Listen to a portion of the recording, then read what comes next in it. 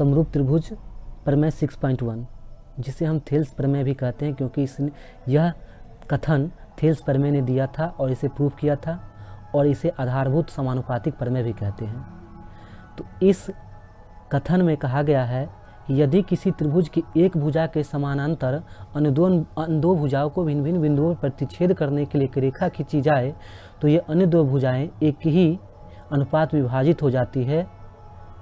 तो इसमें क्या है कि कहा गया है कि एक त्रिभुज है, ठीक है, ABC,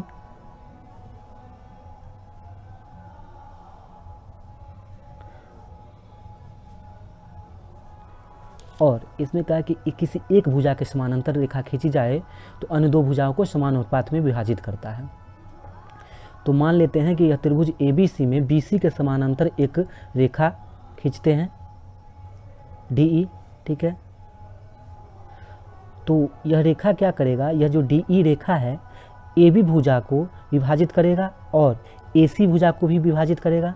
तो DE रेखा जो है इस भुजा AB को विभाजित करेगा AD अपॉन DB में, और ये DE जो रेखाखंड है या रेखा है इस भुजा AC को AE और EC में करेगा। तो इसका अनुपात क्या हो जाएगा, AE अपॉन EC, और यही दोनों बराबर होगा, ये कहा गया है इस स्टेटमेंट के हिसाब से।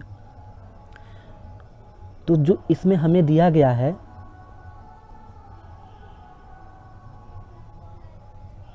हमें दिया है त्रिभुज ABC जिसमें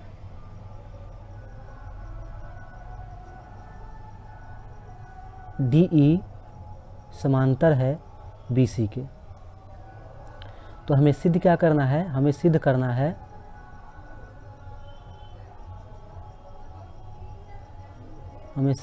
है कि AD और ये विभाजित करेगा AD और DB में, तो इसका रेशियो क्या हो जाएगा AD अपॉन DB, और इसका ये जो DE रेखाखंड AC को विभाजित करेगा AE और EC में, तो हो जाएगा AE अपॉन EC। ये दोनों क्या होंगे, ये दोनों समान अनुपात में बोला विभाजित करता है। अगर ये समांतर रेखा इस त्रिभुज में DE समांतर किसी एक भुजा के समानांतर अन्य दो भुजा को समान अनुपात में विभाजित करता है, तो इस भुजा को किस अनुपात में AD अपॉन DB में विभाजित किया, और इस भुजा को AE अपॉन EC में, यही क्या है, दोनों बराबर होगा, ये इस प्रमेय में कहा गया है, ठीक है।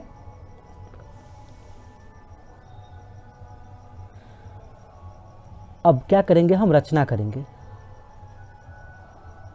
क्योंकि बिना रचना किए हम प्रूफ नहीं कर सकते। इसमें ऐसा कोई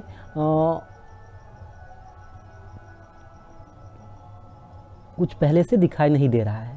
तो इसमें क्या करेंगे, हम एक AE पे क्या करेंगे, D से एक परपेंडिकुलर ड्रॉप करेंगे, यानी कि ड्रॉ करेंगे, ठीक है, खींचेंगे, जिसका नाम रखेंगे DN, और एक क्या करेंगे, E से करेंगे ड्रॉप AD पे परपेंडिकुलर DM, ठीक है, और क्या करेंगे, B से E को और D से C को मिला देंगे, ठीक है।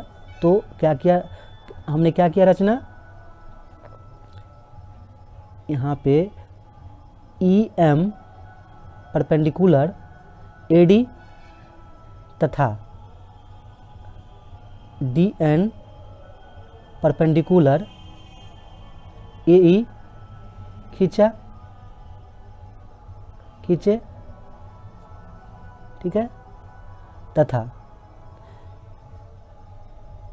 B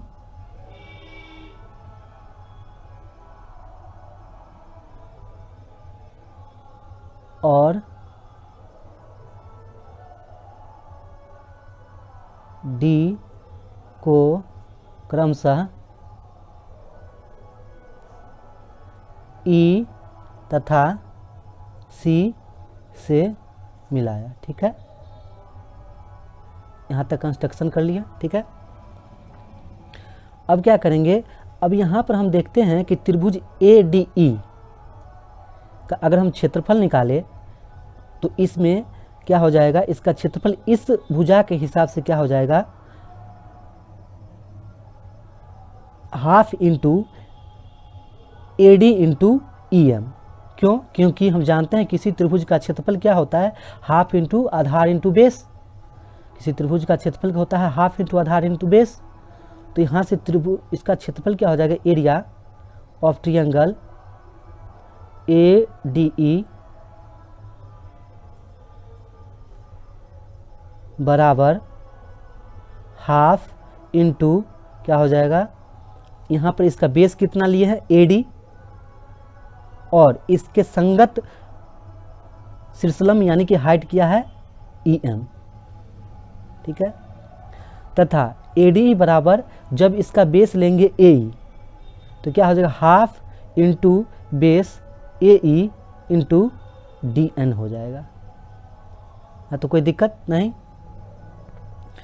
अब यहाँ से क्या करेंगे, यहाँ से अगर त्रिभुज हम एरिया ऑफ ट्रियंगल BDE का बात करें तो इसका क्षेत्रफल क्या हो जाएगा, हाफ इंटू इसका अगर बेस BD ले तो इसका हाइट क्या हो जाएगा, ये त्रिभुज BDE क्योंकि एक क्या है, एक अधिकोण त्रिभुज है, ये एक अधिकोण त्रिभुज है।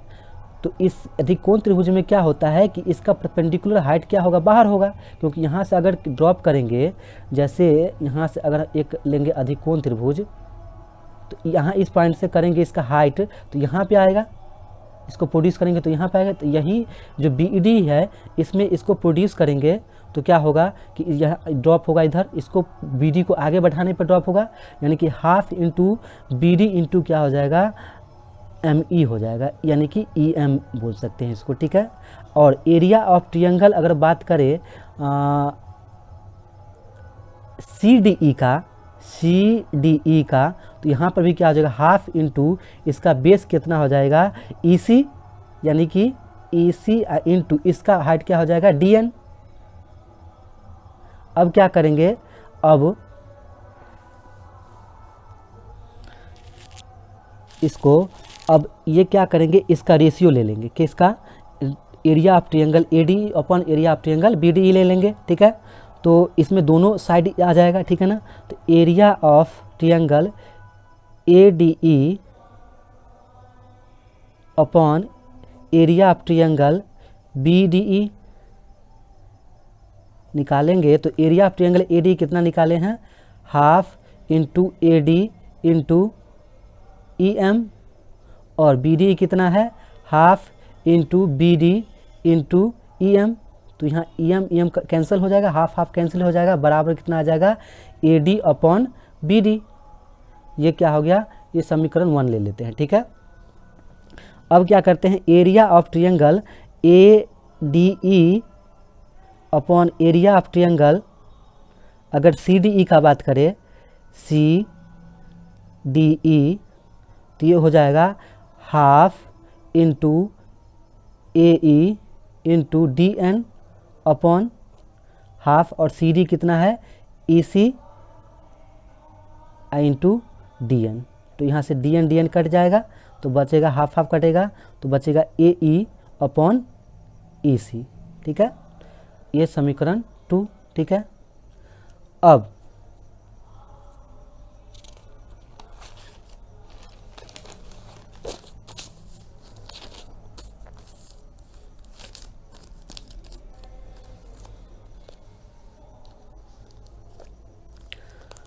क्या करेंगे, चूंकि हम लोग जानते हैं कि अगर किसी समानांतर चतुर्भुज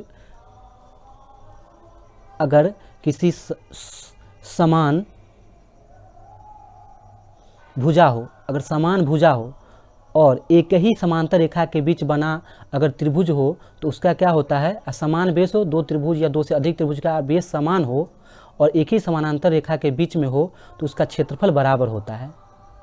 तो यहाँ पे क्या हो जाएगा,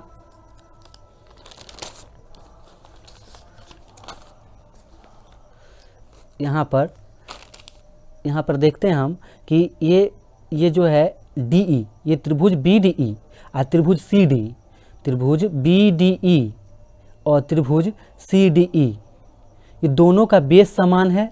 चूँकि DE समानांतर BC के है, DE समानांतर BC के है और इसका दोनों त्रिभुज का बेस समान है और दोनों DE और समांतर रेखा BC के बीच में है, इसलिए दोनों त्रिभुज का क्षेत्रफल कितना हो जाए, बराबर हो जाएगा। तो यहाँ से क्या लिख सकते हैं, एरिया ऑफ ट्रायंगल BDE बराबर एरिया ऑफ ट्रायंगल CDE।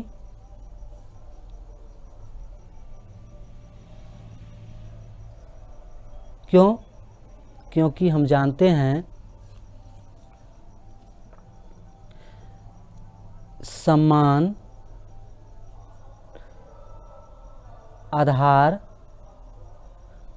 आधार तथा समांतर रेखाओं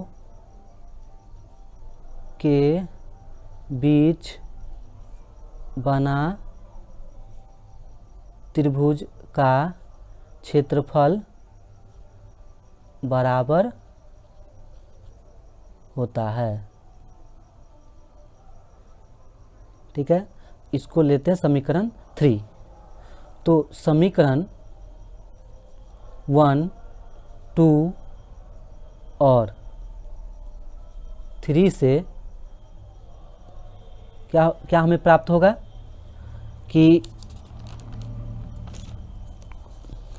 यहाँ पर हम देख रहे हैं area of triangle BDE area of triangle CDE के बराबर है। तो यहाँ पे हम रख सकते हैं BD, तो यहाँ पर BD रखेंगे, एरिया ऑफ ट्रायंगल BD रखेंगे, तो area of triangle ADE upon area of triangle यहाँ पर BD रख सकते हैं CD के प्लेस पे, क्योंकि दोनों का बराबर है। तो दोनों का अगर लेफ्ट हैंड साइड बराबर हो जाएगा तो इसका राइट हैंड साइड भी बराबर हो जाएगा। इसलिए क्या हो जाएगा, यहाँ पे 1 और 2 3 से हम लिख सकते हैं, क्या लिख सकते हैं हम,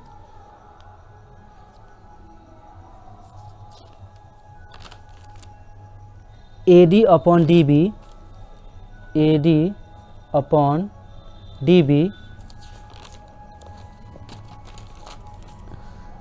क्योंकि यहाँ पर देख रहे हैं कि AD अपॉन DB या BD और AE अपॉन EC दोनों का राइट हैंड साइड बराबर हो जाएगा, तो AE अपॉन EC के क्या हो जाएगा, बराबर हो जाएगा।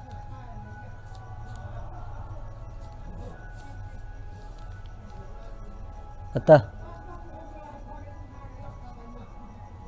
सिद्ध हुआ।